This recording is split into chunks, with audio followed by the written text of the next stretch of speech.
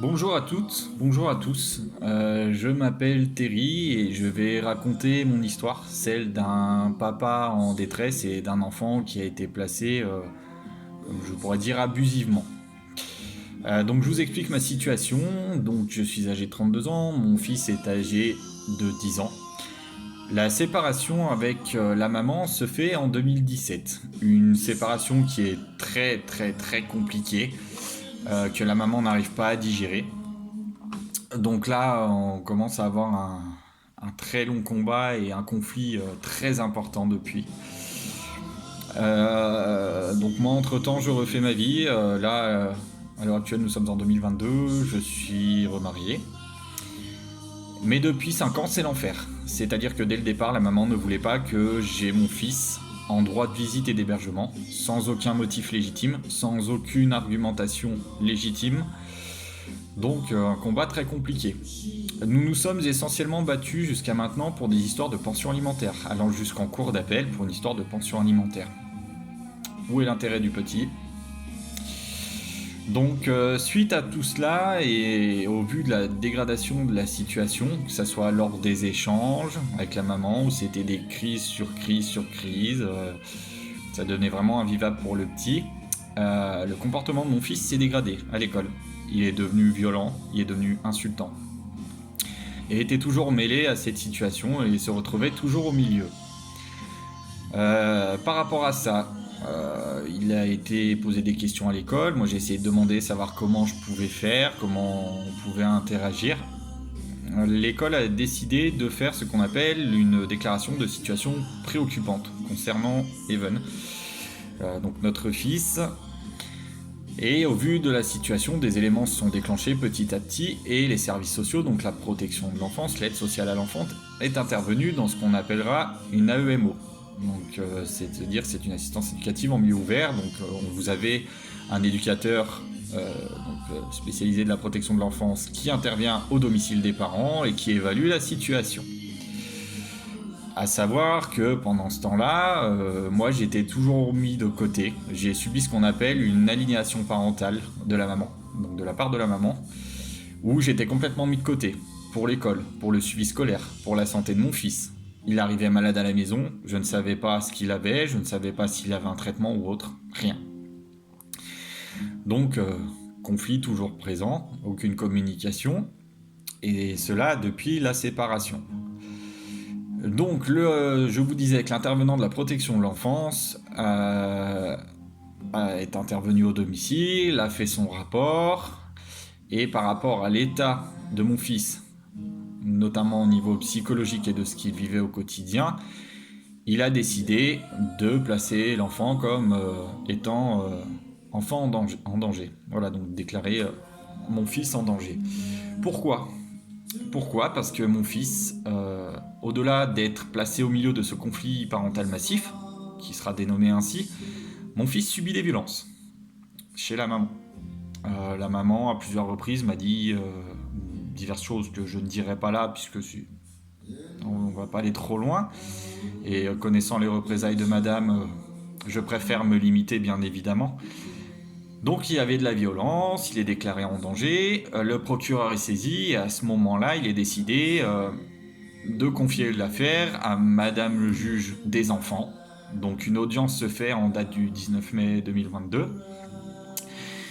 Et à ce moment-là, il est pris comme décision, sans prendre en compte les notes de la protection de l'enfance ni le rapport, qui préconisait de placer Evan à mon domicile, au vu de la situation.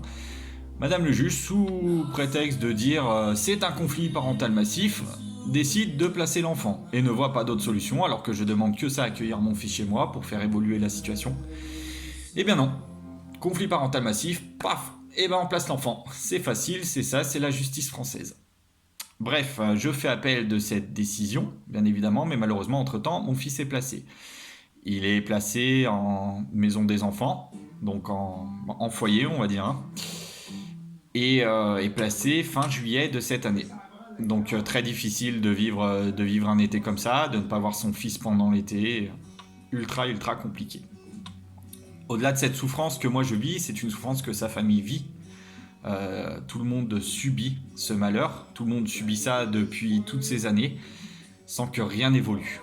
Tous mes proches, qu'ils soient famille, amis, connaissent cette situation, mais impossible de sortir de là. J'ai pas eu forcément les moyens de pouvoir payer un avocat, notamment à la situation actuelle, ayant une situation financière très compliquée.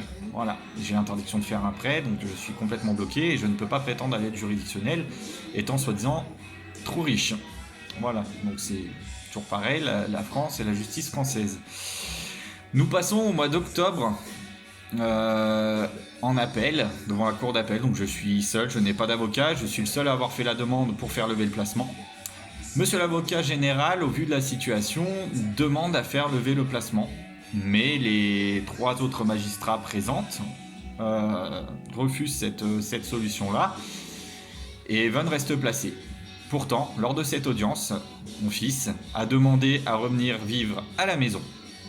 Il se voyait ici, à la maison, avec un avenir. Il voyait, donc il est âgé de 10 ans, l'an prochain c'est le collège, il se voyait aller au collège, il se voyait avancer. On a toujours des activités, on fait beaucoup de choses. Il n'a absolument aucun danger à la maison. Il n'a aucune violence. Je dis bien aucune violence. Contrairement à des choses qui ont pu être dites contre moi et des propos qui sont totalement diffamatoires. Puisque on me fait passer pour un drogué, pour un alcoolique, pour énormément de choses. Je travaille, j'ai une situation qui est stable. Je travaille aujourd'hui dans la fonction publique. Je suis apprécié de mes collègues. J'ai eu des témoignages, 15 témoignages qui n'ont pas été pris en compte par la justice sur le papa que je suis, sur le comportement d'Evan quand il est à la maison et surtout le comportement d'Evan quand il doit retourner donc au foyer. Donc Evan a été énormément déçu de cette situation, de cette prise de décision, surtout en appel, puisqu'il espérait vraiment ça, pouvoir revenir à la maison. Et depuis, c'est l'hécatombe. Dans le sens où mon fils devient de plus en plus violent, dans le sens où il y a des insultes que je n'ai jamais entendues à la maison qui sont maintenant répétées, dans le sens où la vie en foyer c'est très compliqué. Evan a du mal aussi à accepter certaines règles, certaines choses, il n'accepte pas de toute façon le foyer. Il en vient maintenant à voler, donc on se dégrade de plus en plus, il a tenté de fuguer, il y a énormément de choses, bref, qui ne vont pas du tout. Et si je viens aujourd'hui à faire ce témoignage, j'espère qu'il pourra aboutir et j'explique au mieux la situation. Après, si vous avez besoin, n'hésitez pas à me contacter. Je suis disponible pour dire ce qu'il en est. C'est pour tenter de faire une cagnotte et de faire sortir mon fils de ce foyer, de tout ça, de le faire avancer dans la vie et de le faire devenir quelqu'un vraiment de véritable, quelqu'un qui ne dévie pas par un placement, parce que tout ce qu'on voit dans les reportages, c'est tout simplement ce qu'il en est vrai. C'est-à-dire que moi je vois l'évolution de mon fils, il s'est amaigri, c'est une catastrophe, ça devient vraiment très très très grave et très très alarmant. Ses grands-parents, donc de mon côté paternel, sa famille, sa tante, a été totalement mis à l'écart. Mon épouse, sa belle-mère, qui prend soin de lui depuis 5 ans, a été totalement mise à l'écart. À l'heure actuelle, depuis que j'ai fait un dépôt de plainte à la gendarmerie, puisque mon fils, dans ses droits de visite chez la maman, continuait à être violenté, un dépôt de plainte a été fait. Et depuis, je suis totalement mis à l'écart. C'est-à-dire que je vois mon fils une fois par mois maintenant, donc de pierre en pierre.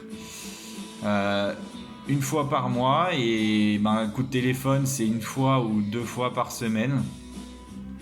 Mais c'est très très compliqué. À chaque fois, je retrouve un enfant qui est très bien dans mes bras, qui sourit quand je le vois. Et à la fin de cette visite médiatisée, puisque je suis surveillé pendant 1 heure, tandis qu'on avait réussi à obtenir des droits de visite et d'hébergement, et j'ai un fils qui est complètement démoli, complètement détruit. J'ai essayé d'alerter les médias, j'ai essayé d'alerter Monsieur Macron, le président de la République. Aucune solution, aucune réponse, rien. On est laissé à l'abandon total.